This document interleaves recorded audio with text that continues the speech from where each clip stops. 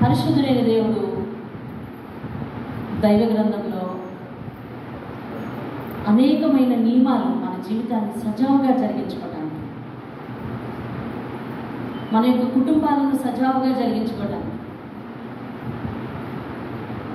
మన జీవన విధానం సుఖవంతంగా అవ్వడానికి ఎన్నో నియమాలు, ఎన్నో సూత్రాలు పెట్టాడు దేవుడు. వాటన్నిటిని విని ఏం చేయాలి? పాటించాలి. దేవుని వాక్యాన్ని ఎంత విన్నా, ఏం విన్నా పాటించే స్థితిలోనికి తీసుకురావాలి. వాక్యం నీ దగ్గరికి వస్తుంది, నువ్వు చేయాల్సిన పని ఏమిటి అంటే పాటించే స్థితిలోనికి వెళ్ళాలి. దేవుని స్తోత్రం. మత్తయి సువార్త 5వ అధ్యాయం, 6వ అధ్యాయం, 7వ అధ్యాయం ఏదైతే ఉందో అది చాలా కీలకమైన వర్తమానం. అది ప్రభువైన యేసుక్రీస్తు కొండ మీద వర్తమానం అంటారు దాన్ని. కొండ మీద వర్తమానం ప్రపంచాలను, ప్రపంచ దేశాలను, ప్రజలను కుదిపి పారేసిన గొప్ప వర్తమానం ఏదైనా ఉంది అంటే అది 5, 6, 7 అధ్యాయాల వర్తమానం. దేవుని స్తోత్రం. అందులో దేవుడు అన్నిటి గురించి మాట్లాడాడు, అన్ని విషయాల గురించి మాట్లాడాడు. బైబిల్లో తప్పు పట్టాలి అనే వారి దృష్టి కూడా ఈ ప్రసంగాల దగ్గరకు వచ్చేసరికి నోటి మీద వేలేసుకున్నాయి. అంత అద్భుతమైన పరమార్థం నిమిడి ఉన్న ప్రసంగం. అది ఎవరు చేశారు? ప్రభువైన యేసయ్య స్వయంగా చేసిన ప్రసంగం. దేవుని స్తోత్రం కదా. హల్లెలూయా. అందులో అవన్నీ కూడా పరిశుద్ధాత్ముడు అంటాడు ఒక బంగారు నియమాలు మన జీవితానికి. చదవాలి ఖచ్చితంగా అందరూ. అలాంటి నియమాల్లో ఒక నియమాన్ని చదువుతాం మనం కూడా. 7వ అధ్యాయం 12వ వచనం. 7వ అధ్యాయం 12వ వచనం. అవునా, మనుష్యులు మీకు ఏం చేయాలని మీరు కోరుకుంటున్నారో ఎలాగలాగా అలాగనే మరొకసారి అర్థమయ్యే రీతిగా చదువుదామా? మనుష్యులు మీకు ఏం చేయాలని అనుకుంటున్నారో అలాగే మీరేమి కోరుకుంటున్నారో అలాగే మీరు కూడా మిగిలిన వారి విషయంలో, ఎదుటి వారి విషయంలో చెయ్యండి అని. దేవుని స్తోత్రం. ఇది ఒక బంగారు నియమం అండి. గోల్డెన్ రూల్ అనొచ్చు, golden formula of the life అనొచ్చు. దేవుడు ఒక మాట చెప్తున్నాడు, నీ క్రియల ఫలితము నీ వెంట నీ మీదకి వచ్చును అని చెప్తున్నాడు కదా. ఇప్పుడు దేవుడు మాట్లాడేది దేనికోసం? క్రియల కోసమే మాట్లాడుతున్నాడు. ఇతరులు నీకు ఏ క్రియలు చేయాలని అనుకుంటున్నావో అలాగనే మీరు కూడా అవతల వారికి చేయండి. ఎవరైనా నిన్ను అవహేళన చేశారనుకోండి, నువ్వు ఒప్పుకుంటావా? బాధపడతావా లేదా? అంటే అవతల వారు ఎగతాళి చేస్తే నాకేం కలిగింది అంటే బాధ కలిగింది. బాధను నేను కోరుకుంటానా? కోరుకుని. కాబట్టి నాకు బాధ కలిగే విషయం ఎదుటి వారికి కూడా బాధే. కాబట్టి నేనేం చేయకుండా ఉండాలి అని అంటే ఎదుటి వారిని అపహాస్యం చేయకుండా, హేళన చేయకుండా ఉండాలి. అర్థమైంది? ఎవరైనా లేని నింద నా మీద పెట్టారనుకోండి, నేను సంతోషిస్తానా? బాధపడతాను, తీవ్రంగా దానికోసం ఆలోచిస్తాను, నలిగిపోతాను. కాబట్టి నేను ఇతరుల విషయంలో ఏం చేయకుండా ఉండాలి అని అంటే ఇతరులను చెప్పండి బాధ పెట్టకుండా, అవమానపరచకుండా, నిందించకుండా ఉండాలి. దేవుడు చెప్పిన సంగతి ఏంటంటే ఇతరులు మీకు ఏం చేయాలని కోరుకుంటున్నారు, ఇతరులు మీ విషయంలో ఎలా రెస్పాండ్ అవ్వాలని కోరుకుంటున్నారు, ఇతరులు మీ విషయంలో ఏం నిర్ణయించాలని కోరుకుంటున్నారు, ఎదుటి వారి నుంచి మీరు ఏం ఆశిస్తున్నారు అదే మీరు ఇతరులకు చేయండి. దేవుని స్తోత్రం. హల్లెలూయా. ఇందు నిమిత్తం బైబిల్ గ్రంథంలో చాలా ఉపమానాలు దేవుడు పెట్టాడు, చాలా ఉదాహరణలు పెట్టాడు. మన జీవితం గురించి మనం చాలా జాగ్రత్త వహించాలి. కొనే బట్టల దగ్గర నాణ్యత అడుగుతున్నాం, అవునా? ఎంతకాలం అందుతాయి? రంగు వదిలేస్తుందా వదిలేదా అడుగుతుంది. ఒక ఎలక్ట్రిక్ గూడు కొంటే, ఎలక్ట్రానిక్ గూడు కొంటే సంవత్సరమా, 2 సంవత్సరాల, 3 సంవత్సరాల ఏంటది? వారంటీ అనండి, గ్యారంటీ అనండి అడుగుతున్నాం. ఎంత? నీ జీవితం గురించి గ్యారంటీ ఎవరు అడుగుతున్నావు? నీ జీవితం గురించి గ్యారంటీ ఎవరిని అడుగుతున్నావు? అడగడానికి అవతల ప్రతినిధి ఎవరు? అడగడానికి అవతల ప్రతినిధి ఉన్నారా? శ్యాము, నా జీవితానికి గ్యారంటీ ఇస్తున్నావా అని ఎవరిని అడగాలి? అడగడానికి ఉన్నాడా ప్రతినిధి? వెళ్ళి అడగలవా? దేవుని దగ్గరికి వెళ్ళాయా నా జీవితానికి గ్యారంటీ ఏంటి అడుగుతావా? అడగలేవు. కానీ గ్యారంటీ ఇచ్చేంత పని దేవుడు చెప్తున్నాడు. ఏంటో తెలుసా? నేను చెప్పిన మాట పాటించు అంతే. నేను నీ జీవితాన్ని గ్యారంటీగా నడిపించుకోవడానికి ఎన్నో బంగారు నియమాలు పెడుతున్నాను. ఆ నియమాలన్నీ నువ్వు పాటించు, అదే నీ జీవితానికి గ్యారంటీ.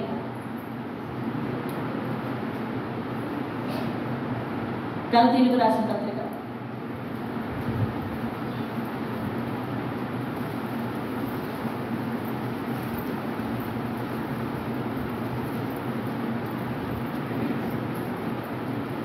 గలతీయులకు రాసిన పత్రిక ఆఖరి అధ్యాయం 6వ అధ్యాయం 7వ వచనం. మోసపోవద్దు, దేవుడు వెక్కిరింపబడడు, మనుష్యులు ఏమి విత్తునో ఆ పంటనే. అమ్మో, చూసావా? దీని సారాంశం ఏంటి? నువ్వు ఏం విత్తనాలు పెడుతున్నావో అనగా నీ క్రియలను ఏమి నాటుతున్నావో అదే పంట నీ జీవితంలోకి వచ్చేస్తుంది.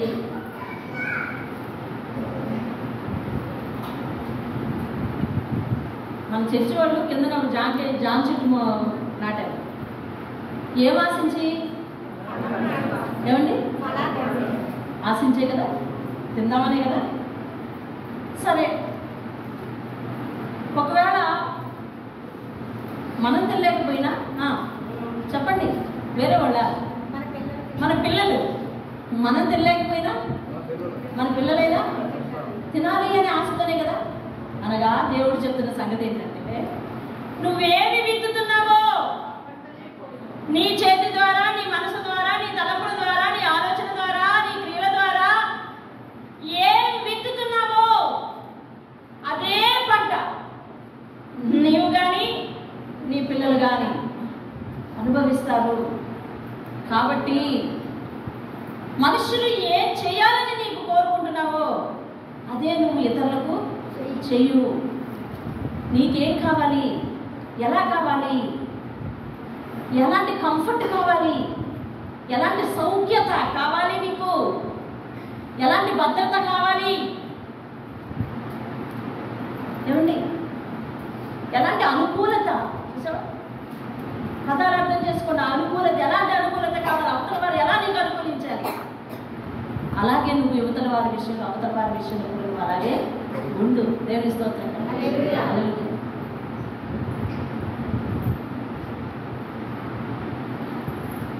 నీకు బాగా అర్థమవుతుందని ఇతరులకి ఏం చేయకూడదు అని నువ్వు ఇతరులకు చేయకూడదని చెప్పలేదు దేవుడు. నువ్వేం కావాలని కోరుకుంటున్నావో అంటున్నాడు. దేవుని స్తోత్రం. ఏం చెయ్యాలనుకుంటున్నావో అంటా ఉన్నాడు. చూసావా? ఆయన పాజిటివ్ యాటిట్యూడ్ చూసారండి. ఏమని చెప్తున్నాడు? నీకు ఇతరులు ఏం చేయకూడదు అనుకుంటున్నావు, ఇతరులకు చేయకు అంటలా. అలా చెప్తే ఖచ్చితంగా ఆజ్ఞ తీరు. ఇట్లా కాదు, అలాగా అంటలా. నువ్వు అర్థం చేసుకొని, దాని పరమార్థాన్ని అర్థం చేసుకొని దాన్ని సులభంగా పాటిస్తావు, ఖచ్చితంగా పాటిస్తావని చెప్పి నీకేం కావాలో అర్థమైంది. ఇప్పుడు నీకు నాకేం కావాలో అనేసరికి నేను ఖచ్చితంగా కావలసిన విషయాల కోసం ఆలోచిస్తాను. నీకేం కావాలనుకుంటున్నావో, నీ జీవితంలో ఏం జరగాలనుకుంటున్నావో అదే ఇతరులకు చెయ్యి.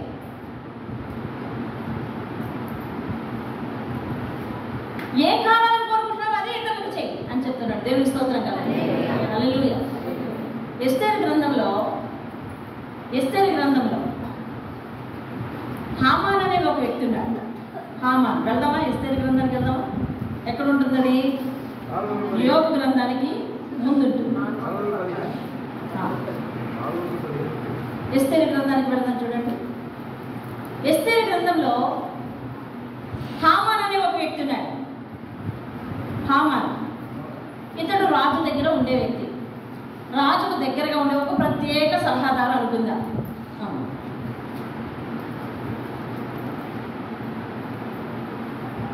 ఎస్తేరు యొక్క పినతండ్రి మొర్దెకై మీద హామాను పగబట్టాడు. ఎందుకనంటే హామానికి ఒక ప్రత్యేకమైన స్థానం ఉంది రాజు దగ్గర. జాగ్రత్తగా వింటున్నారు కదా? హామానికి ఒక ప్రత్యేకమైన స్థానం ఉంది రాజు దగ్గర. ఇప్పుడు హామాను వెళితే ప్రజలందరూ కూడా గౌరవించాలి అని కోరుకుంటున్నాడు హామాను. అంటే నాకు గౌరవం దక్కాలి అనుకుంటున్నాడు, నన్ను అందరూ నమస్కరించాలి అనుకుంటున్నాడు, నాకు అందరూ సాగిలపడాలి అనుకుంటున్నాడు. అందరూ ఎలా నమస్కారం చేయాలంటండి? వంగి మోకాళ్ళుని నమస్కారం చేయాలంట. అలా కోరుకుంటున్నాడు. అయితే పురద్వారం దగ్గర ఎవరున్నారు అని అంటే ఎస్తేరు యొక్క పినతండ్రి అయిన మొర్దెకై ఉన్నాడు. మొర్దెకై యూదుడు. వారు దేవునికి తప్ప వంగి నమస్కారం ఎవరికి చేయరు. వారు దేవునికి తప్ప, అలానే ఎక్కడుంది? ఆజ్ఞలో ఉంది, నీ దేవునికి నమస్కారం చేయాలి, నీ దేవునికి తప్ప వేరొక విగ్రహాన్ని నువ్వు పూజించకూడదు, నమస్కారం చేయకూడదు అని ఉంది. కాబట్టి ఇప్పుడు మొర్దెకై ఏం చేస్తున్నాడంటే వంగి నమస్కారం చేయట్లేదు, గౌరవిస్తున్నాడంతే. లేచి నిలబడుతున్నాడు. అని అందరూ మోకాళ్ళు వంగి నమస్కారం చేస్తుంటే వీళ్ళు నడవంగదే అనుకుంటారు. ఏంటి నడవంగట్లేదు ఇతనికి అని ఎంతమంది గౌరవం అందుతూ ఉంటే దీని మీద దృష్టి లేదు. ఎవడు నమస్కారం పెట్టలేదో వాడి మీదకి దృష్టి పోయింది హామానికి. చూసావా? అతనికి నిజానికి దక్కుతున్న గౌరవమే ఎక్కువ. ఒక్కడు నమస్కరించలేదంట. సో మనిషి ఏం ఆలోచిస్తున్నాడు? దక్కే అధికమైనది ఆలోచించట్లా, దక్కని ఒక్కటే ఆలోచిస్తున్నాడు. మనం కూడా అంతే. మనకున్న దాని మీద దృష్టి ఉండదు. లేని వస్తువు ఏదైతే ఉందో, ఏమండి, లేని సంగతి ఏదైతే ఉందో, లేని భాగ్యం ఏదైతే ఉందో దాని మీద దృష్టి మళ్ళీపోతుంది. దేవుడు నెత్తిలో కొట్టుకుంటుంది అదే. ఎన్నిచ్చినా సంతృప్తి పడవేంటి? లేని దానికోసం అడుగుతావు. ఇశ్రాయేలీయులకు ఉదయం సాయంత్రం వండుకోకుండా అన్నం వచ్చేస్తుంది. అవునా? వండుకోకుండా ఆహారం వచ్చేస్తుంది. వాళ్ళ అరణ్యంలో పోయి పెట్టారా? వాళ్ళ అరణ్యంలో వంట చేశారా? లేదే. 12 అయ్యేసరికి ఆకాశం చేసి వస్తున్నారు. ఆకాశం మీద నుంచి మన్నా కురిసేస్తుంది. చక్కగా వెళ్ళి ఏరు తెచ్చేసుకొని చక్కగా భోజనం. ఇవాళ నీకు నాకు ఎంత యాతనండి. పాప ఇక్కడే ఉండి కాసేపు ఆలోచిస్తున్నారు. వెళ్ళి వెంటనే వంట మొదలెట్టాలి.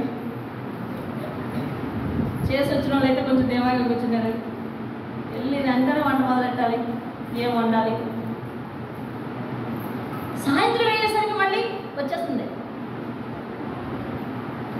అలాంటి సదుపాయం ఉంటే నువ్వు నేను డ్యూటీకి వెళ్ళడం చక్కగా ఇక్కడే కూర్చుందాం కదా, దేవుని మందిరంలోనే ఉండిపోదామండి అనిపిస్తుంది మనకి.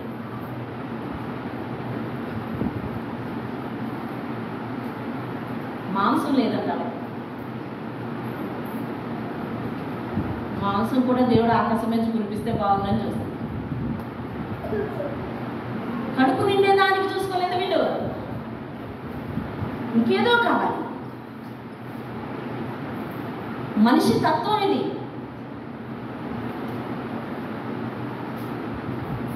హామానికి ఎంతో గౌరవం తగ్గుతుంది, కానీ మొర్దెకై ఒక్కడు నమస్కరించలేదంట. వాడి మీద ఉండిపోయి చూస్తాడు. ఎవడు వాడికి అనుకో వంగి నమస్కరించలేదు అనుకున్నాడు.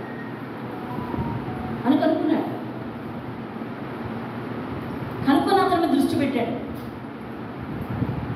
వాళ్ళ ఇంట్లో చెప్పాడు. ఏమనంటే వెళ్ళిపోయి విచారం కూర్చున్నాడు. వాళ్ళు ఆవిడ అడిగింది, ఏమండి ఎలా కూర్చున్నారు అడిగింది. నాకు అంతా సంతోషంగానే ఉంది, కానీ గుమ్మం దగ్గర ఒకడు ఉన్నాడే,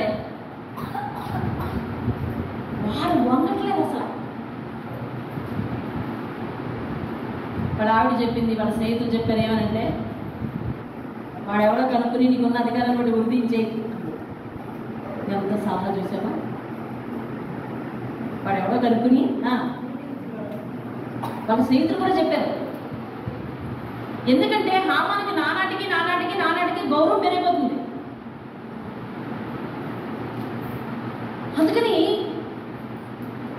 వాడు ఎప్పుడైతే నమస్కరించలేదో మనసులో ముళ్ళులా ఉండిపోయింది. వెళ్ళాడు. ఇంటికి వెళ్ళేసరికి భార్య సలహా ఇచ్చింది. ఏమండి ఎవడో ఒకటి నమస్కరించకపోతే ఏం పోయిందండి మీకు? అంతమంది నమస్కరిస్తున్నారు కదా, వదిలేండి, వాళ్ళని వాళ్ళే పోతారులే, నువ్వు సలహా ఇస్తే బాగుంది కదా. భార్యలు ఇచ్చే సలహాలు మంచిగా ఉండాలి,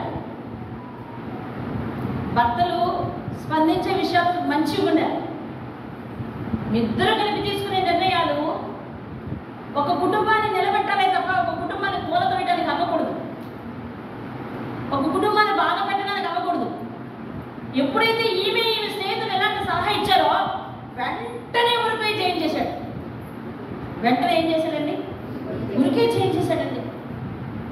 ఉరికే చేంజ్ చేసి నిలబెట్టేశాడు. అయిపోయింది. ఇవన్నీ ఎవరు చూస్తున్నారు? The Lord one and only superior of the world. ఆయన కన్నులు సర్వలోకం మీద సంచరించుచున్నవి కదా, ఆయనకు మరుగైనది ఏది లేదు కదా, ఆయన సమస్త జ్ఞానం గలవాడు కదా. దానియేలు అంటున్నాడు కదా, అయ్యా నువ్వు సమస్త జ్ఞానం గలవాడు, దేవునికి స్తోత్రం కలుగునుగా. ఆయన కన్నులు చూస్తున్నాయి ఇవన్నీ, ఆయన కన్నులు చూస్తున్నాయి ఇవన్నీ. పరిస్థితి తిరగబడిపోయింది, పరిస్థితి తల్లకిందులైపోయింది. ఈ హామాను తలపెట్టిన మోసం, యూదులందరినీ అతడు యూదులని తెలుసుకొని ఈ దేశంలో యూదులు ఎవరెవరు ఉన్నారో వాళ్ళందరినీ చంపించేయాలని చేసిన ఆ యొక్క నిర్ణయం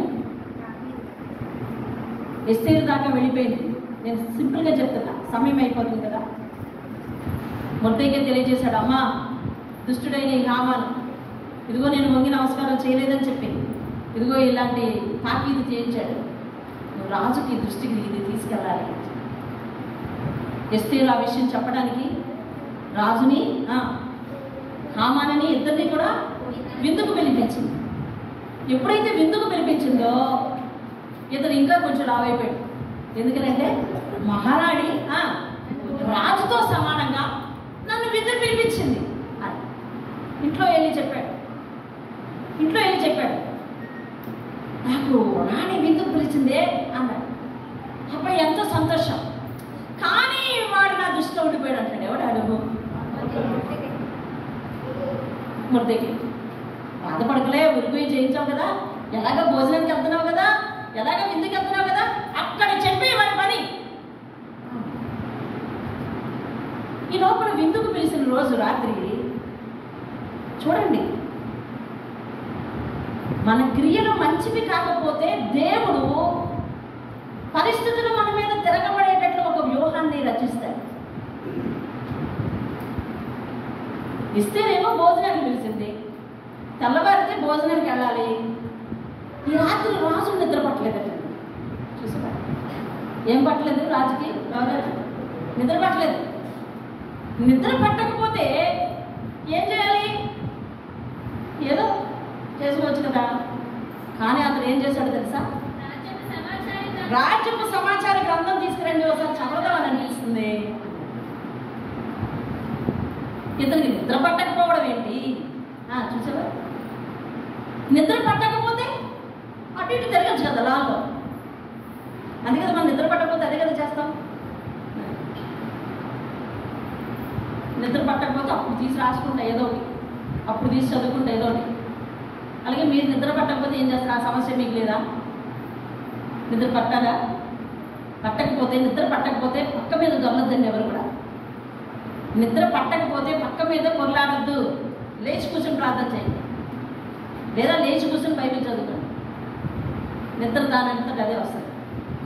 ఆ తర్వాత కళ్ళు అరుస్తున్నట్టు అనిపిస్తున్నాయా? అప్పుడు పడుకోండి మూసి. దేవునికి వందనాలు చెప్పకూడదు. అంతేగాని అనవసరంగా ఆ పక్క మీద టిట్టు అట్టి ఇట్టు అట్టి ఇట్టు అట్టి ఇట్టు కొట్లాడద్దండి. వ్యర్థం అది. ఏమి ఎందుకు నిద్ర పట్టట్లేదు లే పోనీ లేచి ప్రార్థన చేయండి. నా అనుభవాలు ఒక కాపరిగా లేదా మీ సంఘానికి ఒక తల్లిగా నేను ఒక మాట చెప్పాలి కదా, నా అనుభవాలు చెప్పాలి కదా. నాకు ఒక్కొక్కసారి ఎవరో పిలిచినట్టు టక్కన నేను మెలకు వచ్చేస్తాను. ఆ టైం చూస్తే 1 గంటన్నరో లేకపోతే 12:30 2 అవుతుంది. ఏంటని హఠాత్తుగా ఎందుకు మెలకు వచ్చిందని చెప్పి లేచి కూర్చుంటాను, ఆలోచిస్తాను. వెంటనే 2వ నిమిషంలోనే డెసిషన్ తీసుకుంటాను. ఓహో లేచి ప్రార్థన చేయాలి. వెంటనే లేచి ప్రార్థన చేసుకుంటాను. తర్వాత నిద్ర పట్టట్లేదనుకో వెంటనే బైబిల్ తీసుకుంటాను. అన్ని దగ్గర పెట్టుకుంటాను. వెంటనే బైబిల్ తీసుకుంటాను. ఓపుకున్నట్లు చదువుతాను. ఎందుకు నిద్రలేపాడో లే. రాత్రి వాక్యం విన్నాం ఏమని? ప్రార్థన ఎందుకు చేయాలి? ప్రార్థన ఎందుకు చేయాలి? శోధనలో పడకుండా. ఏమో ఏ అపాయం కూడా నన్ను సమీపిస్తుందేమో దేవుడు నన్ను లేపాడు. లేచి ప్రార్థన చేసుకుంటూ పోయే దేవుని స్తోత్రం. కాబట్టి అనవసరంగా ఆ పడక మీద ఇటువంటి పొరలాడి రాత్రంతా నిద్ర లేదండి. ఇటువంటి తెగ తిరిగిస్తాను. ఎందుకు వచ్చింది బాధ అది? పాప నేను నిద్ర పట్టలేదు. మంచోడండి. ఇలా ఏం చేశాడు తెలుసా? రాజ సమాచార గ్రంథం తీసుకురండి నేను చదవాలి అని చెప్తే తీసుకొచ్చి ఒకసారి ఎస్తేరు గ్రంథాన్ని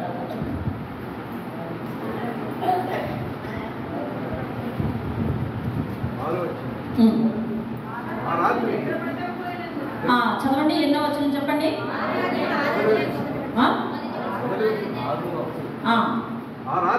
ఆ రాత్రి నిద్ర పట్టకపోయినందున రాజ్యపు సమాచార గ్రంథము తెమ్మని రాజు ఆజ్ఞయ్యగా అది రాజు ఎదుట చదివి వినిపింపబడేది. దేవుని స్తోత్రం కలుగుతుంది. అందులో అన్ని చదివించుకుంటున్నాడు. అందులో ఏం రాసిందంటే ఎప్పుడో అతని మీద ఒక హత్యా ప్రయత్నం జరిగిందంటే. ఎవరి మీద? రాజు మీద. జాగ్రత్తగా వినండి. బైబిల్ గ్రంథంలో ఆ వచనాలన్నీ కావాలొస్తే మీకు మెసేజ్ పెట్టేస్తాను. వరుసగా చదువుకోండి. ఏమండి? 1వ అధ్యాయం నుంచి ఆ కథ కొనసాగుతూ ఉంటుంది. 9 అధ్యాయాలు విని వాళ్ళిద్దరి గురించి చెప్పాలి అంటే. కాబట్టి క్లుప్తంగా వినండి. పుస్తకం చదివించుకుంటున్నాడు. చదివించుకుంటుంటే జరిగినవన్నీ కూడా అందులో రాస్తారు. ఏమని రాశారంటే ఒకప్పుడు రాజు మీద హత్య ప్రయత్నం జరిగిందంట. అది ఒక 2 మనుషులు రాజును చంపాలనుకుని ఎక్కడ మాట్లాడుకుంటున్నారు అంటే ద్వారం దగ్గర మాట్లాడుకుంటున్నారు. ద్వారం దగ్గర ఎవరున్నారు? మొర్దెకై ఉన్నాడు.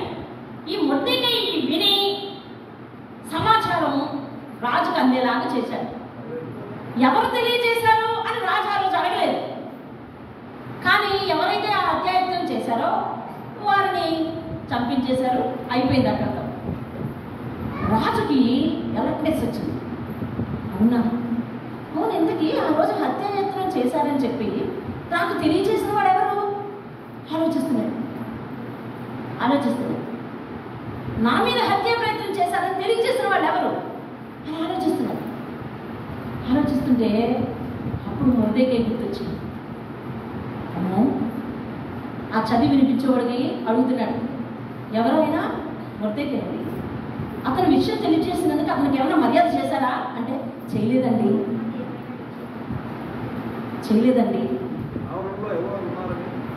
ఇక్కడ ఈ సంభాషణ జరుగుతుంది చూసారా? దేవుడు ఎలాంటి పరిస్థితిని ఎలాగ తిప్పి రాసేస్తాడో జ్ఞాపకం చేసుకోండి. హామానుకేమో మొర్దెకై మీద కసి పెరిగిపోతుంది. ఉరికొయ్య మీద వాడిని ఎప్పుడు ఉదయించేస్తాను అని ఉంది. ఓ పక్కేమో రాజుకు నిద్ర లేకుండా దేవుడు చేసి రాజసముఖంలో గ్రంథం తీసుకొచ్చి చదివించి ఆ సమాచారం చెప్పిన వాడెవరని చెప్పి మొర్దెకైకి మర్యాద జరిగిందా లేదా అని కనుక్కొని మొర్దెకైకి ఇప్పుడు ఘన సత్కారం చేయాలని రాజు అనుకుంటున్నాడు. దేవుని స్తోత్రం. ఒక వ్యక్తి మనసులో ఆ వ్యక్తి మీద కసి పెరిగిపోతుంది. రాజు మనసులో ఘన సత్కారం చేయాలని తలంపును దేవుడు రాత్రికి రాత్రి రాత్రికి రాత్రి దేవుడు తలుచుకుంటే మన పరిస్థితులు తల్లకిందులైపోతాయి. దేవుడు తలుచుకుంటే మన పరిస్థితులు మనకు అనుకూలంగా జరుగుతాయి. దేవుని స్తోత్రం. సర్వమును సమకూర్చగలిగింది దేవుడే. కనుక మన మీద ఎవరు కత్తి కట్టారు, ఎవరు కక్ష కట్టారు, ఎవరు మనల్ని పాడు చేయాలనుకుంటారు, వాడు ఎలాగ నాశనం అయిపోతాడు, వాడు నా జీవితంలో చాలా తొలగిపోతాడు, అసలు వాడికి నా కష్టం ఎప్పుడు తెలిసి వస్తుంది, నాన్న వాడు ఎప్పుడు అనుభవిస్తాడు అనే ఆలోచన నువ్వు పెట్టుకోవద్దు. దేవుడిని చూస్తా ఉండు. దేవుడు సింహాసనాల రాజులను, పరిస్థితులను, కాలాలను, నియమాలను అన్నింటినీ మార్చేస్తాడు. దేవుడు దానియేలు అంటాడు, అయ్యా నువ్వు కాలాలని సమయాలని మార్చేది అయ్యా. దేవుని స్తోత్రం. తెల్లవారితే రాజు హామాను ఎక్కడ విందుకు రావాలి చెప్పండి. వచ్చిన వెంటనే హామాను భోజనం చేస్తూ ఏమంటాడు చెప్పండి. మొర్దెకై గురించి చెప్తాడు. మొర్దెకయ్యే కాదయ్యా, మొర్దెకై లాంటి యూదుల జనం మన దేశంలో చాలా మంది ఉన్నారు, అందరినీ చంపించేద్దామని చెప్పి తాకీదు కూడా చేయించారు. ఆ వచనాలన్నీ ఉంటే నేను అన్నిటికి పెట్టే వరుసగా, కానీ సమయం సరిపోయింది. ఇదంతా జరిగిపోద్ది రేపు. రాత్రికి రాత్రి దేవుడు ఏం సిద్ధం చేస్తున్నాడు చూడండి. రాజు మనసును సిద్ధం చేస్తున్నాడు. దేవుని స్తోత్రం కలిగింది. హల్లెలూయా. రాత్రికి రాత్రి ఏం చేస్తున్నాడండి? రాజు మనసును సిద్ధం చేస్తున్నాడు. దేవుని స్తోత్రం. తాను నమ్మిన ప్రజల కోసం, తాను నమ్మిన జనం కోసం, వాళ్ళని రక్షించడం కోసం దేవుడు కంకణం కట్టుకుని కునుకగా నిద్రపోక కాచి కాపాడుతున్న దేవుడు వ్యవస్థను మార్చడానికి రాత్రంతా రాజు దగ్గర కూర్చొని ప్రక్రియ చేస్తున్నాడు. దేవుని స్తోత్రం. మూలనున్న గ్రంథం తెప్పించాడు, చదివి వినిపించమని చెప్పాడు, అందులో మొర్దెకై పేరు వచ్చేటట్టు చేశాడు. మొర్దెకైకి ఘన సత్కారం జరిగిందా అంటే జరగలేదయ్యా. నా ప్రాణాన్ని రక్షించిన అతనికి ఘన సత్కారం ఎందుకు జరగలేదు? ఏం చేద్దాం చెప్పమా అని ఇలా బుర్ర తలంచుకుంటున్నాడు, తట్టుకుంటున్నాడు. ఈ లోపల హామానికి నిద్ర పట్టలేదు. ఎందుకు పట్టలేదు నిద్ర చెప్పండి.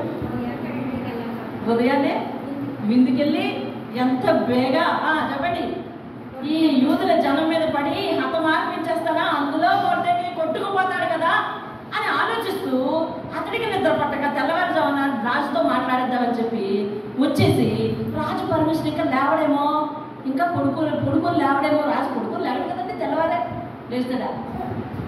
మీరు పొడుకులు లేస్తున్నారు లేదా తెల్లవారుజాము? మీరు దేశానికి రాజులైతే తెల్లవారుజాము ఎవరు లేకండి. మేము కాదు అనుకుంటే తెల్లవారు 5 గంటలు వేసి ప్రార్థన చేసేది. లేదు నేను దేశానికి రాజుని అంటే లేక పుడుకో చికారు లేకరు కదా అని చెప్పి హామాను ఎలాగా ఎప్పుడు లెగిస్తాడు అని చెప్పి గుమ్మంలో తిరిగేస్తున్నాడు. ఈ లోపల ఈ పుస్తకం చదివి వినిపించేవాడు, అయ్యా గుమ్మంలో ఎవరు తిరుగుతున్నారయ్యా, ఎవరు నేను తిరుగుతున్నారు, పిల్లలు లోపలికి వెళ్ళి చూస్తే ఎవరు? హామాను గారు మీరా, రండి లోపలికి. పిలిపిస్తే ఇప్పుడు రాజు అంటున్నాడు, హామాను భలే వచ్చావయ్యా. అయ్యే రాజుగారు హామాను అనుకుంటాడు, అమ్మ రాజుగారు మంచి మూడ్లో ఉన్నారు, ఇప్పుడు నేను చెప్పాల్సింది కూడా చెప్పేద్దాం అని అనుకుని వచ్చాడు. గౌరవం మీద, నమస్కారాల మీద, పలకరింపుల మీద ఏమండి పట్టు పెంచుకున్నాడు. ఎవరు పలకరిస్తున్నారో వాళ్ళే అనుమానిస్తారు, ఎవరు పలకరించట్లేదో వాళ్ళని అనుమానించట్లేదు. అలాంటి జబ్బు వచ్చేసింది ఎవరికి? హామానుకు. మీరు అలాగే చేస్తారా? దేవుడు ఇదే 5వ అధ్యాయం నుంచి 7వ అధ్యాయం లోపల నువ్వు నమస్కారం చేసిన వారికే తిరిగి నమస్కారం చేసిన వాళ్ళ నీవేమి ప్రతిఫలం?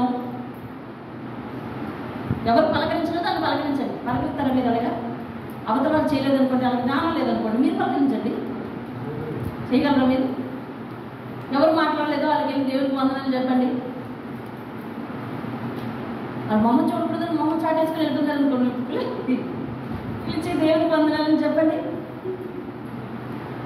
వాళ్ళు బైబిల్ చదువుతున్నారు కదా అక్క, వాళ్ళకి ఆ జ్ఞానం లేదు కదా అక్క, వాళ్ళకి లేదు, నీకుంది కదా. అందుకని దేవుడు ఏమన్నాడు? సమాధానాన్ని వెతికి వెంటాడమన్నాడు. దేవుని స్తోత్రం. ఆ వెతికి పట్టుకోవడానికి దొరకదు. ఏది మనసులో పెట్టుకోకూడదు. పెట్టాల్సింది. దేవుని స్తోత్రం. ఎప్పుడైతే అవతల వాళ్ళు మనతో మాట్లాడకూడదు అనుకుని మొహం చాటేసుకుని వెళ్తున్నారని అనిపించిందో పిలిచేయండి. కృష్ణ పిలిచేసింది వైజాగ్ బాబు చాలు చాలు. నీ తరపున నువ్వు దేవుని మాటను ఏం చేసావు? నెరవేర్చేసావు. హామాను వచ్చేసాడు లోపలికి. హామాను బలి వచ్చావయ్యా? ఏం రాజుగారు చెప్పండి. నేను డౌట్ అడుగుతాను. చెప్పండి రాజుగారు. ఇదిగో రాజు ప్రాణాన్ని కాపాడిన ఒక వ్యక్తికి ఎలాంటి సత్కారం చేస్తే బాగుంటుంది చెప్పు. అక్కడ ప్రాణం కాపాడడానికి కూడా అనలేదు, ఇది తెలిసిపోద్దని. రాజు ఎవరినైనా గణపరచాలని అనుకుంటే ఏం చేయాలి చెప్పు అన్నాడు. చదవండి అది ఎక్కడుందో. వచనం చెప్పండి అమ్మా, మిగిలిన వారు చూస్తారు. ఒక్కరు చెప్పండి. 6వ అధ్యాయం 6వ వచనం. రాజు గణపరచాలి అని అపేక్షించే వారికి ఏం చేయాలి అని, ఏం చేస్తే బాగుంటది అని అడిగితే హామాను ఇలా అంటున్నాడండి. హామాను ఏమనుకున్నాడు తెలుసా? నన్ను కాక నేను కాక వన్ ఓన్లీ నేను కాక ఎవరున్నారు ఈ రాజ్యంలో? తనలో తను అనుకుని పొంగిపోతున్నాడు. అనుకుని చాలా ఎక్కువ లిస్ట్ చెప్పేద్దాం, ఎందుకంటే నన్నే సత్కరిస్తాడు ఖచ్చితంగా, అబ్సల్యూట్లీ నన్నే ఖచ్చితంగా సత్కరిస్తాడు అని చెప్పి ఏం చెప్తున్నాడు చెప్పండి. లిస్ట్ చెప్తున్నాడు చూడండి. రాజు ధరించుకుని రాజవస్త్రములు, రాజు యొక్క గుర్రము, రాజు తన తల మీద ఉంచుకునే కిరీటము ఒకటి తీసుకుని వచ్చిన తర్వాత గనుడైన రాజు యొక్క అధిపతులలో ఒకడు ఆ వస్త్రములను, ఆ గుర్రమును పట్టుకుని రాజు గణపరచని అపేక్షించు వానికి ఆ వస్త్రములు ధరింపజేసి ఆ గుర్రం మీద అతను ఎక్కించి రాజవీధుల్లో అతను నడిపిస్తూ రాజును అపేక్షించి గణపరచని అపేక్షించు వానికి ఆ ప్రకారంగా చేయాలి, అతని ముందర చాటింపాలి అని చెబితే అందుకు రాజు అన్నాడు, నువ్వు చెప్పిన ప్రకారమే శీఘ్రముగా ఆ వస్త్రములను ఆ గుర్రమును తీసుకుని రాజు గుమ్మం దగ్గర కూర్చొని ఉన్న మొర్దెకైని తీసుకొచ్చి చేయి అన్నాడు. దేవునికి స్తోత్రం కలుగునుగా. హల్లెలూయా. హామాను రాజుగారు చెప్పండి, సరైన సమయానికి వచ్చావయ్యా. ఏమని రాజుగారు చెప్పండి, నేను కూడా మాట్లాడాలనుకుంటున్నాను. కాదు, రాజు ఎవరినైనా కనపరచాలనుకుంటే ఏం చేయాలని అంటే, రాజుగారి వస్త్రాలు ఆయనకి ఇవ్వాలండి అంటే వీడికి వస్తాయని నేను తప్ప ఎవరున్నారు అనుకుంటున్నాడు. రాజుగారు ధరించే వస్త్రాలు ఇవ్వాలండి, రాజుగారి గుర్రం ఇవ్వాలండి, రాజుగారి కిరీటం ఇవ్వాలండి, రాజుగారి దండం ఇవ్వాలండి, అందులో రాజ ప్రముఖుల్లో ఒకడు వచ్చి ఇతనికి ధరింప చేయాలండి, ఊరేగించాలండి, అతని ముందు అందరూ చాటించుకుని రాజ వీధులలో తిప్పాలండి అని అంటే సరే అలాగే చెయ్యి, గుమ్మం దగ్గర అతను పిలిచి అలాగే చేయండి. దేవుని స్తోత్రం. ఎప్పుడు మారిపోయిందండి ఇది? రాత్రికి రాత్రి. ఎప్పుడు మారిపోయిందండి ఇది? రాత్రికి రాత్రి. ఎప్పుడు మారిపోయింది? రాత్రికి రాత్రి. ఎంత ధీమాతో ఉన్నాడు హామాను. చిటికిలో తల్ల కిందలైపోయింది హామాను తలకు. చిటికిలో తల్ల కిందలైపోయింది హామాను తలకు. ఊరేగించేశారు, అలాగే చేశారు. హామాను కుల్లి హృదయం ఎదుట దేవుడు మొర్దెకైని పైకెత్తాడు. చప్పట్లు కొట్టు దేవుని మహిమ. తుంచాలి అనుకునే వాని ఎదుట పైకెత్తి చూపిస్తున్నాడు దేవుడు. దేవుని హల్లెలూయా. హామాను కింద నడుస్తాడు, మొర్దెకై గుర్రం మీద ఉంటాడు. దేవుని స్తోత్రం. హల్లెలూయా. అసలు జనాభా లెక్కల్లోనే ఉంచకుండా తీసేద్దామని అనుకుంటే దేవుడు తలచుకుంటే నీ తల వెంట్రుకల్లో ఒక్కటి కూడా నాశనం కాదు. దేవుని యొక్క దృష్టి నీ మీద ఉంటే నీకెవ్వరు హాని చేయలేరు. వాడి వల్లేనండి నా జీవితం నాశనం అయిపోయింది అని నువ్వు ఏ ఒక్కరి గురించి అనక్కర్లేదు. దేవుని చేతికి అప్పగించు. దేవుని దేవుని స్తోత్రం. నీ తలంపు నీ దృష్టి అంతా ఎవరి మీద ఉండాలంటే దేవుని మీదే ఉండాలి. దేవుని స్తోత్రం. మొర్దెకై ఒక అల్పుడు తనది జ్ఞాని రాజ్యానికి వచ్చాడు. ఒదిగి ఉండాలని అనుకున్నాడు, దేవుని ఆజ్ఞను పాటించాలని అనుకున్నాడు, దేవుని నియమాలను పాటించాలని అనుకున్నాడు, దేవుని పాదాల దగ్గర కనిపెట్టుకుని ఉంటున్నాడు. తన బిడ్డ మహారాణి అయ్యింది కాబట్టి అతని కళ్ళతో చూసి ఆనందించుకుంటూ కూర్చున్నాడు. అంతే, అల్ప సంతోషండి. జరుగుతున్న దానిని చూసి దేవా స్తోత్రం అనేవాడు మొర్దెకై. జరగని దాని గురించి తప్పన పడి కొట్టుకునేవాడు హామాను. చూసావా? దక్కని దాని గురించి కొట్టుకునేవాడు హామాను. మొర్దెకైకి తెలుసు హామాను తన మీద కోపగించుకుంటున్నాడని. తెలుసా లేదా? మొర్దెకైకి తెలుసు యూదులందరినీ చంపించడానికి అతను తాకీదు చేయించేశాడని. కానీ మొర్దెకై ఎస్తేరుకు కబురు పెట్టి, అమ్మ మన యూదులందరినీ చంపించడానికి హామాను పన్నాగం పన్నాడు, ఉపవాసం ఉండి ప్రార్థన చెయ్యి, నువ్వు కూడా యూదురాలివే కాబట్టి రాజువైన రాణివైనంత మాత్రాన్ని నువ్వు తప్పించుకో. తాకీదులో యూదులందరినీ నశింపజేయమని ఉన్నప్పుడు ఎస్తేరు కూడా యూదురాలే కాబట్టి ఎస్తేరు కూడా చచ్చిపోవాల్సిందే రాజ్యశాసనం ప్రకారం. కాబట్టి రాణివైనంత మాత్రాన్ని నువ్వు తప్పించుకోలేవు కాబట్టి ప్రార్థన చేయాలంటే ఎస్తేరు పాపం తన పనికత్తెలందరినీ కూర్చుని ఉపవాసం ఉండి ప్రార్థన చేస్తుందండి. ఏ భక్తి నేర్పాడో, గుమ్మం దగ్గర ఉండి ఏ భక్తి నేర్పాడో అంతఃపురంలో ఉండి ఆ భక్తి చేస్తుందండి. నీ బిడ్డలకు ఏ భక్తి నేర్పుతున్నావు, ఏ స్వభావం నేర్పుతున్నావు, ఏ పరిస్థితిని నేర్పుతున్నావు, ఏ తలంపులు నేర్పుతున్నావు, కక్షలు నేర్పుతున్నావా, పగలు నేర్పుతున్నావా, తంతాను నేర్పుతున్నావా, ఏ స్వభావాన్ని నేర్పుతావో వారిని ఇనుముడింప చేసుకుంటారు. మొర్దెకై భక్తిని నేర్పారు. తెలుస్తుంది. మొర్దెకై ఊరేగింపు అయిపోయిందండి. హామాను వాళ్ళ ఇంటికి వచ్చేదండి. తల మీద చేసి కూర్చున్నాడండి. వెంటనే వాళ్ళ స్నేహితుడు ప్రియాతి ప్రియమైన భార్య అంతేనా, ప్రియాతి ప్రియమైన భార్య వచ్చేసిందండి.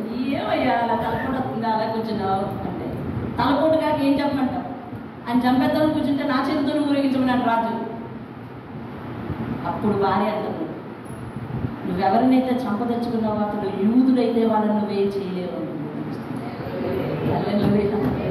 నువ్వెవరినైతే పగబట్టావో వాళ్ళు దేవుని బిడ్డైతే నువ్వేం చేయలేవు అంటుంది భార్య. చదవండి, ఎస్తేరు గ్రంథం చదవండి. ఎస్తేరులో దేవుడు అనే పదం కనిపించినట్టుగా ఉంటుంది కానీ దేవుని కార్యం బహు బ్రహ్మాండంగా ఉంటుంది అందులో. దేవుని స్తోత్రం. అది దేవుడు లేని గ్రంథం కాదు, దేవుని కార్యాలు పరోక్షంగా కనిపించే గ్రంథం. దేవుని స్తోత్రం. హల్లెలూయా. ఎందుకయ్యా భోజనానికి వెళ్తాం కదా, అప్పుడైనా చెప్పే ఊరికయ్యా ఇంకా రెడీగా ఉంది కదా అని చెప్తాను. స్నేహితులు చెప్పారు అన్నమాట. కానీ భార్య ఏమన్నది తెలుసా, నువ్వెవరికైతే హాని తలపెట్టాలనుకుంటున్నావో వారు దేవుని బిడ్డ అయితే కనుక నీ కార్యాలన్నీ కూడా తలకిందులు అయిపోతాయి, వర్కౌట్ అవ్వని చెప్పింది. కానీ వెళ్ళాడు, రాజు దగ్గర కూర్చున్నాడు, విచారంగా ఉన్నాడు. ఎలా మొదలెట్టాలో తెలియట్లేదు. ముద్దయితే మొదలెట్టాడు, మాటలు మొదలెట్టట్లేదు. అప్పుడు ఎస్తేరు అంటుంది, రాజా అంటే రాజు అంటున్నాడు, నీ మనం ఏంటమ్మా, ఏం కావాలి చెప్పు అని అంటే, ఇదిగో నా జనమైన యూదులందరినీ చంపించడానికి ఒక తాకీదు సిద్ధమైందయ్యా, నేను నా జనం అందరూ కూడా ప్రమాదకరమైన పరిస్థితిలో ఉన్నాము అని అంటే, రాజు కలపడం ఆపేసి ఆ తాకీదు చేయించిన దుష్టుడు ఎవరు అని అంటే, ఇదిగో ఈ భోజనం చేసే హామానే వేరెత్తి చూపించింది. అంత మీకు హాని తలపెట్టిన వాడు ఎవరమ్మా, ఎస్తేరు చెప్పు అని అంటే, ఇదిగో ఈ దుష్టుడైన హామానే. వెంటనే అక్కడ ఉన్న వాళ్ళని పిలిచారు. ఏంటి పరిస్థితి అని అంటే, ఈ హామాను ఈ మొర్దెకైని చంపించడానికి ఉరికొయ్య చేయించుకున్నాడు, ఇంటి దగ్గర అట్టే పెట్టుకున్నాడండి అని అంటే, అదే ఉరికొయ్య మీద వీడు వదిలించాడు.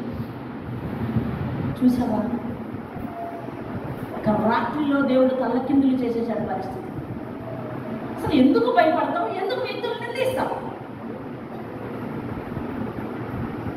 ఎవరి వల్ల మన జీవితం అలా అయిపోదు, దేవుడి చిత్తం అది, అంతే.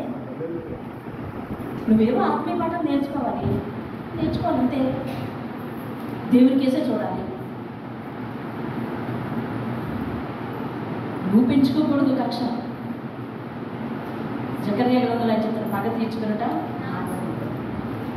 2వ అధ్యాయం 8వ వచనంలో చెప్తాడు, నిన్ను ముట్టినవాడు నా కనుగుడ్డలు ముట్టుకున్నాడు. నిన్నెవరైనా ఏమన్నా అంటే నా కంట్లో పొడిచినట్టయ్యా, అర్థమయ్యేలా చెప్తున్నాడు.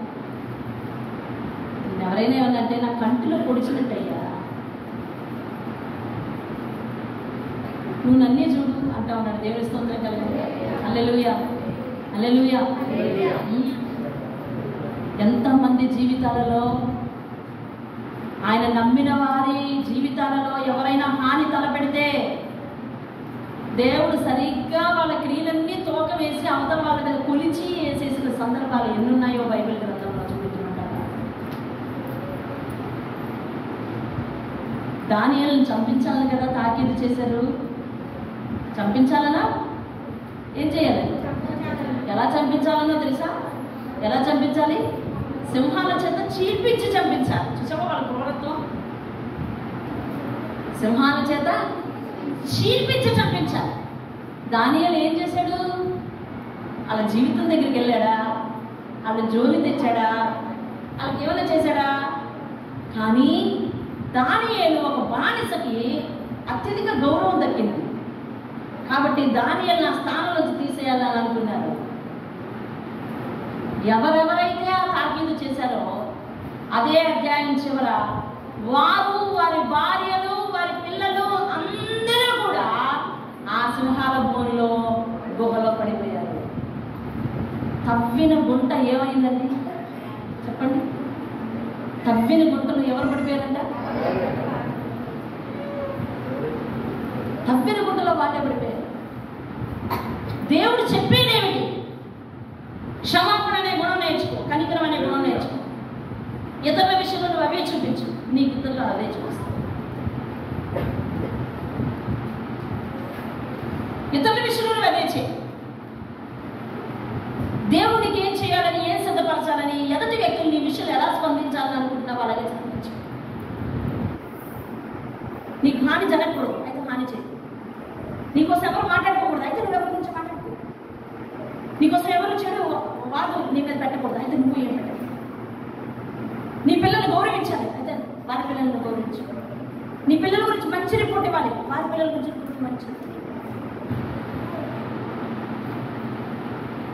నీ పిల్లల్ని పిలిచి ఆదరించాలి, వారి పిల్లల్ని కూడా పిలిచి ఆదరించు.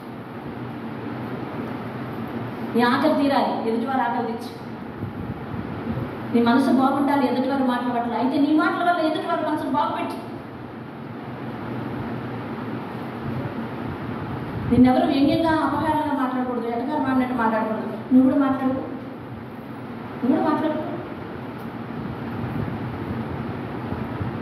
నిన్నెవరు దెప్పి పొడుపు మాటలు మాట్లాడకూడదు అయితే నువ్వు ఎవరి విషయంలో దెప్పి పొడుపు మాటలు మాట్లాడుకో. ఏం చెయ్యాలని అనుకుంటున్నారో ఒకసారి 7వ అధ్యాయం 12వ వచనం చూద్దామా? మత్తయి 7వ అధ్యాయం 12వ వచనం.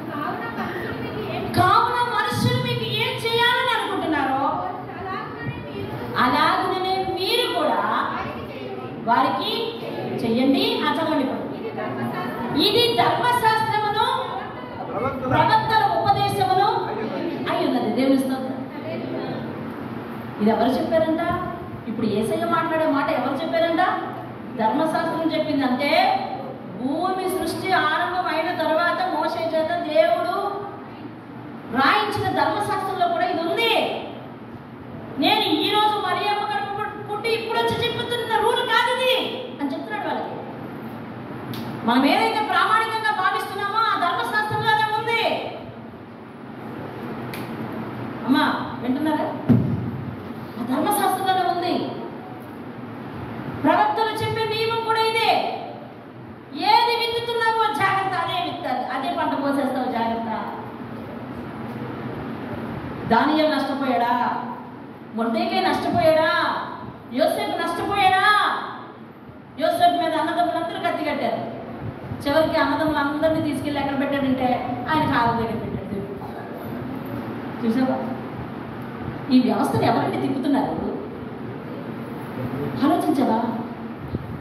ఏదైనా మాట్లాడేటప్పుడు, ఏదైనా పని చేసేటప్పుడు, ఏదైనా క్రియ చేసేటప్పుడు మనం జాగ్రత్తగా ఆలోచించాలి. అమ్మో వ్యవస్థను ఎలా తిప్పుతుందో, వ్యవస్థ ఎలా తిరుగుతుంది? ఇవాళ ఎవరైనా బ్రతుకు బాగోలేదని చూసి నువ్వు ఎలా స్పందిస్తున్నావు? ఈరోజు నీ బిడ్డలకు నువ్వు ఉన్నావు, రేపొద్దున నువ్వు లేకపోతే నీ బిడ్డల జీవితం మారిపోతే నీ బిడ్డలు ఒకరు ఆదరించద్దు, నీ బిడ్డలు ఒకరు ఆదుకోవద్దు. అయితే ఈ రోజు నువ్వు ఆదరించేదానికి ఆదుకునేవాడిగా కావద్దా? ఏం చేస్తున్నావు అది దాచుకుంటున్నావు, దేవుని దగ్గర మర్చిపోవద్దు. పరిశుద్ధాత్ముడు చెప్తున్నాడు ఒక మాట, మీద జాగ్రత్త. నువ్వేం చేస్తున్నావో అది చేసేది మంచి అయితే దేవుడు దాస్తాడు, నువ్వేం చేస్తున్నావో అది చేసేది చెడైతే దేవుడు విత్తుతాడు. విత్తిన విత్తనం ఏమవ్వాలి చెప్పాలి. దేవుడు దాసింది ఏమవుతుందంటే బహుమానంగా మన మీదకి వస్తుంది. దేవుడు విత్తింది అయితే మనం ఏం చేయాలి? అట్లని కోరి కోరి కష్టం మన మీద తెచ్చుకుంటాం అన్నమాట. అంటే మనం పంట కోసుకోవాలి. ఇది పరిశుద్ధాత్ముడు చెప్తున్నమాట. నువ్వు చేసేది మంచిదైతే దేవుడు ఆ మంచితనాన్ని దాస్తాడు, ఆ క్రియల ఫలితాన్ని దాస్తాడు, మంచి చేతులు దాస్తాడు. లేదు మనం చేసేది చెడ్డదైతే అది విత్తుతాడు దేవుడు, ఆ పంటను మనం చేయాల్సి వస్తుంది. దానియేలుతో కలిపి పనిచేసే వాళ్ళందరికీ ఉక్రోషం పెరిగిపోయింది. దానియేలుని ఎలాగైనా నాశనం చేసేయాలని అనుకున్నారు. మీరు చెప్పండి, వాళ్ళ ఇంటి దగ్గర భార్యలకు తెలుసా ఈ విషయం? చెప్పండి, వాళ్ళ భార్యలకు తెలుసా ఈ విషయం? వాళ్ళ పసిబిడ్డలకు తెలుసా ఈ విషయం? మరి తీర్పు ఎలా వచ్చింది? వారు, వారి భార్యలు, వారి బిడ్డలు అందరూ కూడా ఎక్కడ పడేయాలంట? ఎందుకోసం? దానియేలు ఒక నిర్దోషమైన ఇటువంటి హత్యా ప్రయత్నం చేసినందుకు తిరిగి వారి మీద ఒక తీర్పు అట్లా వచ్చింది. అయ్యగారు వెళ్ళి బయటికి సంపాదించడానికి వెళ్తున్నప్పుడు రాజాస్థానంలో ఉండి మంచి ఉద్యోగం చేసుకోయ్యా అంటే అక్కడ వాళ్ళందరితో కలిపి దానియేలు సంపాదన పెట్టుకున్నాడు.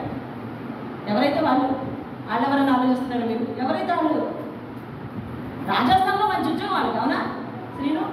వాళ్ళందరూ రాజస్థాన్లో ఉండి ఉద్యోగం చేసుకోక ఆడెవడో వచ్చాడు, మన దేశంకి వచ్చాడు, మన దేశంలో ఎత్తైపోయాడు అని దానియేలు మీద దృష్టి పెట్టుకున్నారు. వాళ్ళు చేసిన పని, వాళ్ళు పన్నిన పన్నాంగము ఇంటి దగ్గరకు వచ్చేసింది. చెప్పండి, ఇంటిలోకి వచ్చేసింది, భార్య బిడ్డల మీదకి వచ్చేసింది, వాళ్ళందరినీ బయటకు తీసుకుని వచ్చి సింహాల గోల్లో పడేసింది. ఈరోజు నీ క్రియల జీతం నీ సంతానం అనుభవించాలి, జాగ్రత్తగా ఉండాలి. నీ పనుల జీతం నీ సంతానం అనుభవించాలి, జాగ్రత్తగా ఉండాలి.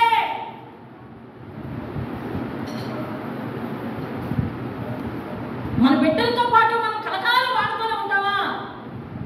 ఈరోజు వాడు బాధ్యతలు చూస్తున్నావు, వాడు బరువులు చూస్తున్నావు, వాళ్ళ యొక్క ప్రతి పనిని నువ్వు చక్కబెడుతున్నావు కదా.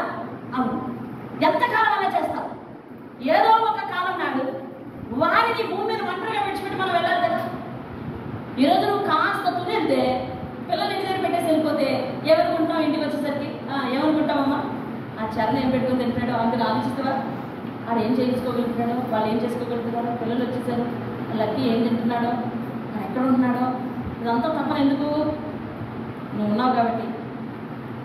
ఏదో ఒకనాడు మనందరం విడిచిపెట్టి వెళ్ళవలసి వచ్చినప్పుడు ఎక్కడున్నాడు, ఏం చేస్తున్నాడు, ఏం తింటున్నాడు, ఎలా ఉంటాడు, ఆడికి ఏదైనా సమస్య వస్తే ఎలా ఫేస్ చేస్తాడు, ఇవన్నీ ఎవరు చూస్తారు? కాబట్టి నేడుండగానే నీ బిడ్డల కోసం ఒక మంచి కార్యము దేవుని దగ్గర దాచుకోవాలి. అదొక పెద్ద పని కాదు, ఆయన ముఖం చూస్తూ జీవించడమే పని. దేవుని స్తోత్రం, హల్లెలూయా. నేను ఏ పని చేసినామో ఇది నా బిడ్డలకు జీతం అని భయంతో, ఏ తీర్పు ఇచ్చినా ఇది నా బిడ్డలకు జీతం అని భయంతో,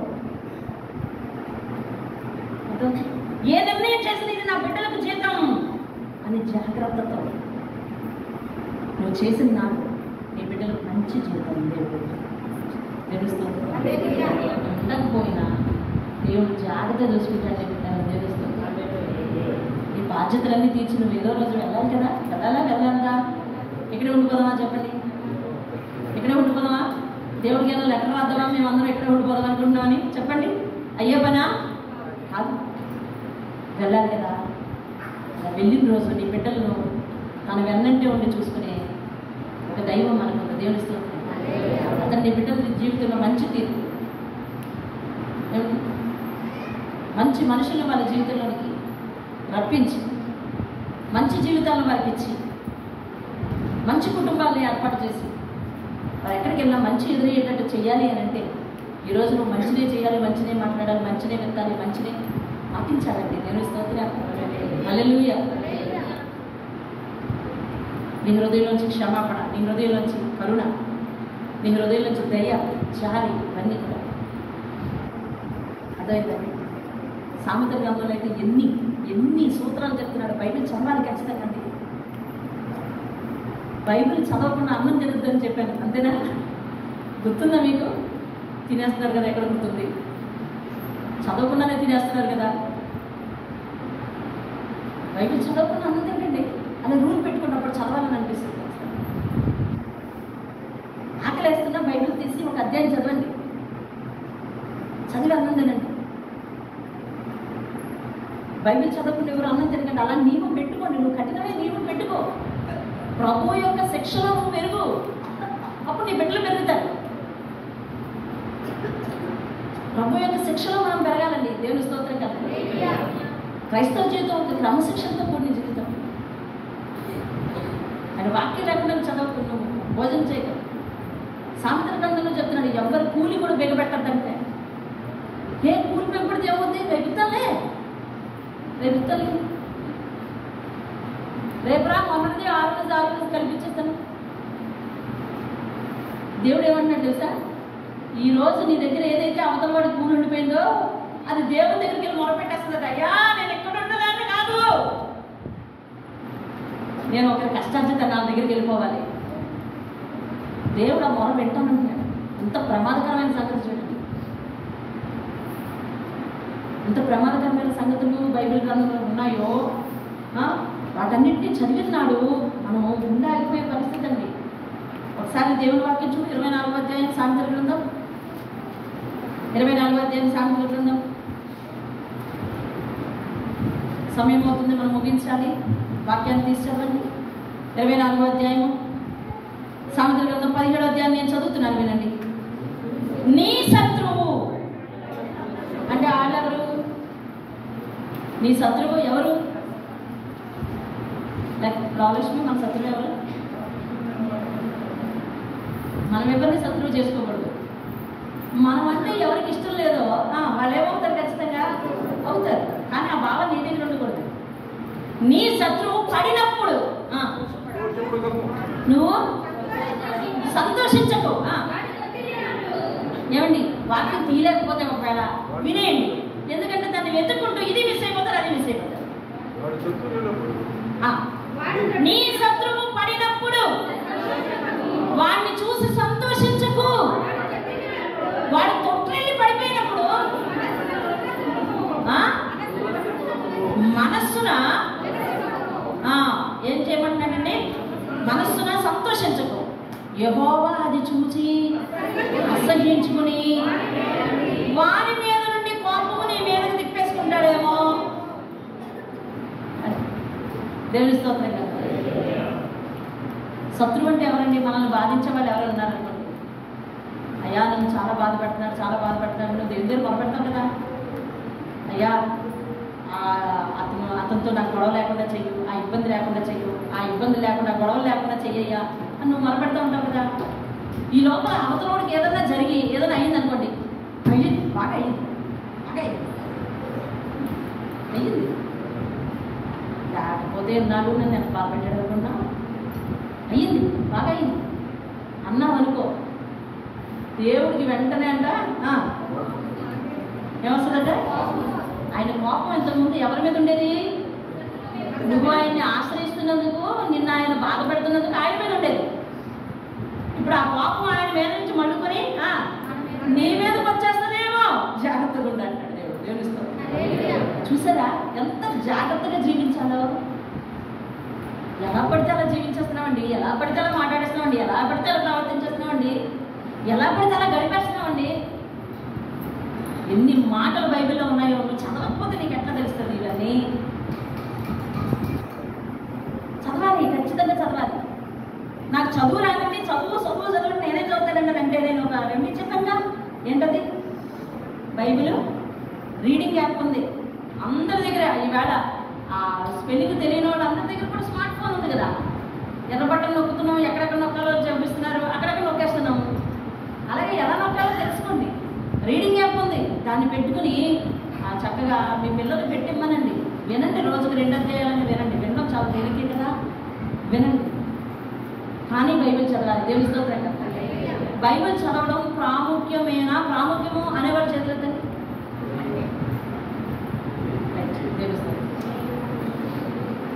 యెహోషువ ఈ మాట చెప్పి నేను ముగిస్తున్నాను. యెహోషువ ఇశ్రాయేలీలందరి చేత దేవుడు ధర్మశాస్త్రం చదివించమన్నాడని చెప్పి ఏం చేశాడండి? అప్పుడు మోషే రాసిన ధర్మశాస్త్రం ఒకటే ఉంది. విన్నారా మీరు? ఇది విన్నవాళ్ళు చేయొద్దండి. మోషే రాసిన ధర్మశాస్త్రం ప్రతి ఒకటే ఉంది. మరి ఈ పుస్తకం ఈ ఒక్కటే బైబిల్ ఉందనుకోండి, మీ ఉదాహరణకు మీరు అందరి చేత చదివించాలంటే ఎలాగండి? ఇప్పుడు ఆదివారం దాటితే నిమిషంలో దాటితే వెళ్ళిపోతున్నారు. కానీ ఇశ్రాయేల్ ఎలా కాదు, ఉదయం సాయంత్రం వాళ్ళ దగ్గర ఉండేవారు కదా, 24 గంటలు వాళ్ళ దగ్గర ఉండేవారు. అయినా కానీ ఒక్క ధర్మశాస్త్రం తర్వాత రొటేట్ చేసి ఎలా చదివించాలి? కాబట్టి యెహోషువ ఒక పెద్ద ప్లాన్ వేసాడండి. మోషే ఇశ్రాయేలుకు రాసి ఇచ్చిన ధర్మశాస్త్ర గ్రంథమును రాళ్ళ మీద రాయించేశాడంట యెహోషువ. మీకేం ఆశ్చర్యం కలగట్లేదా? ఒక బోర్డు మీద ఒక క్వశ్చన్ రాయాలంటే దండి పట్టేస్తుందండి. కొంచెం పట్టేస్తుంది. రాళ్ళ మీద రాయించేసాడు ధర్మశాస్త్రం. రాయించినంతసేపు ఇశ్రాయేలీలు అక్కడే ఉంచాడు. రాయించినంతసేపు, రాయించినంత కాలమా? రాయించినంత కాలం. దేవుని స్తోత్రం. రాయించినంత కాలం అక్కడే ఉన్నారు ఇశ్రాయేలీలు. అంత పెద్ద పెద్ద బండల మీద రాయించేశాడు. అందరినీ చదవమంటున్నాడు ఒకసారి. ఎంత వాక్యం చదవడం ప్రాముఖ్యం కాకపోతే అతను పని చేశాడు ఒకసారి ఆలోచించండి. ఈవేళ బైబిల్ దగ్గర పెట్టుకొని, చంకలో పెట్టుకొని, తల దగ్గర పెట్టుకొని, దుండి కింద పెట్టేసుకొని, అవసరమైతే బైబిల్ వేస్తే గుండె మీద పెట్టేసుకొని నువ్వు గడిపేస్తున్నావు, కానీ బైబిల్ చదవట్లేదు చాలా మంది. ఏమండి? నిద్ర పడితే బైబిల్ ఎక్కడికి వెళ్ళిపోతుంది తెలుసా? దుండి కిందకి వెళ్ళిపోతుంది. నిద్ర పట్టకపోతే గుండె మీదకి వచ్చేస్తుంది బైబిల్. అంతే. నిద్ర పట్టక బైబిల్ వేసింది అనుకోండి, గుండె మీదకి వచ్చేస్తుంది బైబిల్. నిద్ర పట్టింది అనుకోండి, దుండి కిందకి వెళ్ళిపోతుంది బైబిల్. అంతే. అలా వద్దు. నీ జీవిత కాలంలో సేవకులకు కూడా మరీ అదే చెప్పాను. వాళ్ళ చేత నిన్న వాక్యం చదివించి కూడబలుకుతున్నాయినా మా సంఘంలో ఒక ఆమె అక్షరాలు రానా కూడబలుకుంటూ మొదలుపెట్టాను వాక్యం. కూడబలుకుంటూ మొదలుపెట్టి నేను 2 సంవత్సరాలు అమ్మా నువ్వు పూర్తి చేశావు. 3 సంవత్సరాలు 2 సంవత్సరాలు నాకు గుర్తులేక 2 సంవత్సరాలు 2 సంవత్సరాల్లో ఆమె కూడబలుకుంటూ బైబిల్ పూర్తి చేసిందండి. అక్కడ జోగిరాజు గారి భార్య. చదువుకోలేదు, ఒక చిన్న అక్షరాలు చడితో గుర్తుతోటి అలాగ కూడబలుకొని ఈరోజు మీ అందరూ చాలా ఫ్లూయెంట్గా, చాలా స్పీడ్గా చదవగలిగిన వాళ్ళు ఎంతోమంది ఉన్నారు. కానీ బైబిల్ పేజీ తీయకుండా రోజు వెళ్ళబుచ్చేస్తున్నారు. దేవుడు అనేకమైన అద్భుతమైన సంగతులు ఇచ్చాడు. నీకు ధైర్యాన్ని ఇచ్చే, నీ జీవితానికి ఫలాన్ని ఇచ్చే, ఫలితాన్ని ఇచ్చే, నీ జీవితాన్ని ఫలభరితం చేసేవి, నిన్నే కాదు నీ బిడ్డల్ని ఫలభరితం చేసేవి ఎన్నో అద్భుతమైన బంగారు సూత్రాలు, బంగారు నియమాలు ఇందులో ఉన్నాయి. వీటిని నువ్వు చదివి జురుకొని ఆస్వాదిస్తేనే నీ జీవితంలోనికి అవి ఫలాలై వచ్చి కూర్చుంటాయి. మోకరించి ఏం వాక్యం విన్నావో ఇలాంటి ఎన్నో నియమాలు దేవుని చిత్తమైతే వారం వారం చెప్పుకుంటారు. దేవుడు త్రోవ తెరవాలి. క్రైస్తవురాల్ని క్రైస్తవులను నేను అని చెప్పి దేవుని ప్రేమను హృదయంలో పెట్టేసుకుని అందరూ ఉండిపోతే కాదు, క్రియల్లో చూపించు. ఎక్కడికైనా వెళ్ళినప్పుడు ఎలా మాట్లాడుతున్నావో, ఎలా స్పందిస్తున్నావో, దేవుని ప్రేమ ఏంటి? నువ్వు దేవుని నమ్ముకొని అలా మాట్లాడచ్చా, ఇలా మాట్లాడచ్చా అని లోకం ప్రశ్నిస్తుంది అందరినీ. అంటే దేవుని నమ్మిన వారు ఎలా మాట్లాడాలో నువ్వు మాట్లాడలేదు, ఎలా స్పందించాలో అలా స్పందించట్లేదు, ఎలా క్షమించాలో అలా క్షమించట్లేదు, ఎలా జాలి చూపించాలో అలా జాలి చూపించట్లేదు. సరైన గౌరవం దక్కకపోతే మనుషుల మీద కోపం పెంచుకుంటున్నాం. హామాను చేసిన పని అదే.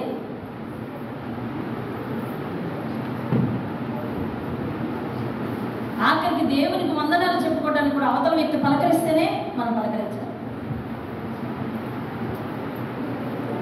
వాక్యం దగ్గర బోధకుల విశ్వాసుల అనే తేడా లేదు. ఎవరు పాటించకపోతే పాటించకపోని తెలిసిన నువ్వు నేను పాటించాలి. సమాధానాన్ని వెతికి వెంటాడమని దేవుని వాక్యం చెప్తుంటే ఇంకా అదే అలజడిని మనసులో పెట్టుకొని మన మనసులో కలవట్లేదు అని అంటే దేవుని వాక్యం ఏం పాటిస్తున్నావు నువ్వు? ఒకడు ధర్మశాస్త్రం అంతయు పాటించి ఒక ఆజ్ఞ విషయంలో తప్పిపోయిన ఎడల వాడు ధర్మశాస్త్రం అంతటి విషయంలోనూ తప్పిపోయినట్లే అని దేవుని గ్రంథం చెప్పింది. దేవుని వాక్యాన్ని నువ్వు నమ్మవా?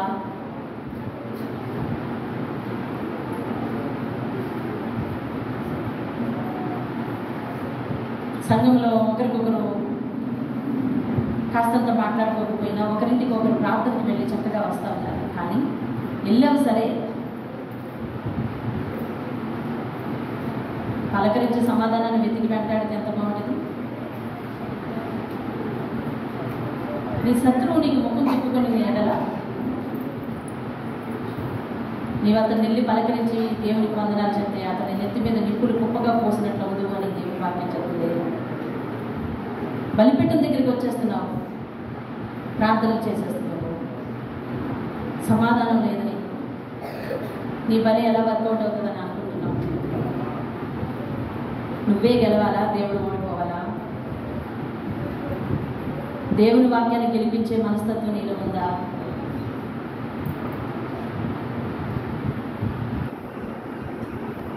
హామాను ఇంటంతటికి ఎందుకండి శోకం తీసుకొచ్చి పెట్టాడు? హామాను ఒక్కడు తన ఉరుకుయ మీద చనిపోవడమే కాకుండా తనకు 10 మంది కుమారులు అంటండి. 10 మంది కుమారులు కూడా ఉరి తీయబడ్డారండి తర్వాత కాలంలో. ఎందుకండి అతను కడుపును పుట్టినందుకు 10 మంది కుమారులు ఉరి తీయబడ్డారు? ఎందుకు అతను అలాంటి మరణం మరణించాడు? మనసు బాగోలేదు కదా, అందుకేనా? నీ చూపు బాగుండాలి, నీ తలంపు బాగుండాలి, నీ క్రియలు బాగుండాలి. ఎన్నో సూత్రాలు స్టేటస్లు పెడతాము. లేదు, దేవుని వాక్యం నీ హృదయంలో ఒక్క స్టేటస్ పెట్టుకొచ్చాము. ఏ రోజు ఏ మాట వింటున్నావో ఆ మాట ఒకటి స్టేటస్ పెట్టుకొచ్చాము. ఈ ఆజ్ఞ విన్నావో అది పాటించాలి. నా హృదయమా, దేవుని మాట నువ్వు పాటించాలి. ఈ రోజంతా నిన్ను చూసినప్పుడల్లా నాకు అదే గుర్తుకు రావాలని చెప్పి స్టేటస్ పెట్టు. దేవుని వాక్యాలు పాటించుకుంటే ఈ లోపల ఎన్ని సూత్రాలు స్టేటస్లు పెట్టుకున్నా, డీపీలు పెట్టుకున్న వాటి వల్ల ప్రయోజనం లేదు. దేవుని వాక్యాన్ని పాటించుకున్న, దేవుని వాక్యమే స్టేటస్ పెట్టుకున్నా ప్రయోజనం లేదు.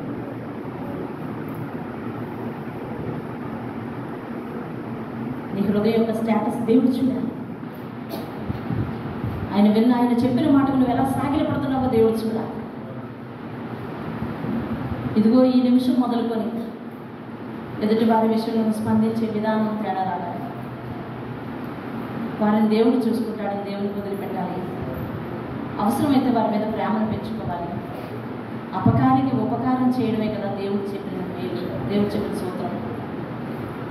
ఈ లోకంలో అందరూ ఉపకారికి ఉపకారం చేస్తున్నారు, అపకారికి అపకారం చేస్తున్నారు. ఉపకారం చేసిన వాళ్ళు కూడా కొల్లగొట్టి అపకారం చేస్తున్నారు.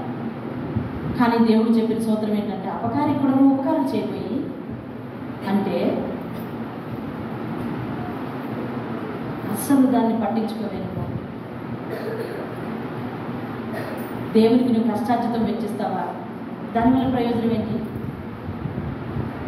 దేవుని దగ్గర గంటలు మోకరిస్తావా? దానివల్ల ప్రయోజనం ఏంటి? దేవుని ఆజ్ఞ పాటించకుండా నువ్వు ఎన్ని చేసిన నిరుపయోగం కదా. దేవుడిని మంచి క్రియలన్నింటినీ దాస్తున్నాడు, నీ చెడు క్రియలను ఖచ్చితంగా వెతుకుతున్నాడు. అదే పంట కొయ్యాలి, మన పిల్లల్ని మనం అంటే ఇష్టమే. సమర్పణ చేసుకో. విన్న వాక్యాన్ని బట్టి హృదయాన్ని సర్దుబాటు చేసుకోవాలి, సమర్పణ చేసుకోవాలి. ప్రార్థన చేస్తున్నాను. మహాగరుడైన మా తండ్రి, ఇతరులు మాకు ఏది చేయాలని అనుకుంటున్నాము, ఇతరుల విషయం కూడా మేము అలాగే చేయడానికి సహాయం చేయలేదు. ఈరోజు మాలో ఏ దోషం ఉండకూడదని మీరు మమ్మల్ని ప్రేమించి అనేకమైన విషయాలు మాకు బోధిస్తున్న విధానం బట్టి వందనాలు. ఇంకా నీ గ్రంథంలో ఇటువంటి బంగారు నియమాలు ఎన్నున్నాయో, మా జీవితాన్ని పండింపజేసే సూత్రాలు ఎన్నున్నాయో మాకు వినిపింపచేయలేదు. నీ వాక్యాన్ని విని మా హృదయాన్ని సర్దుబాటు చేసుకుని సమర్పించుకునే స్థితి మా అందరికీ ఇవ్వమని, నీ బట్టే ప్రేమ, గౌరవం, భయము, భక్తి కలిగి చూచుచున్న దేవుడము మా క్రియలను తూకంలో వేస్తామని తెలిసి అతి జాగ్రత్తగా నడుచుకోవడానికి సహాయం చేయండి. నేనేమై ఉన్నానో, మేమేమై ఉన్నామో, మేమేం అవ్వబోతున్నామో, మా బిడ్డలు ఏమవ్వబోతున్నారో సమస్తను మీరు ఎరుగుతుంది కనుక మా క్రియలన్నీ మంచిగా జాగ్రత్తగా చూసుకునే పని మేమే చేయాలి కనుక నువ్వు చెప్పిన మాటకు సాగిల పరిస్థితి మా అందరికీ ఇవ్వమని యేసు పరిశుద్ధ నామంలో ప్రతిమాలుకుని ఈ వాక్యము వారి జీవితంలో నూరితలుగా ఫలింపచేసే వర్తమానానికి అనుసరణకు రావడానికి సహాయం చేయమని అడిగి వేడుకుంటున్నాను పరమ తండ్రి. ఆమేన్, ఆమేన్.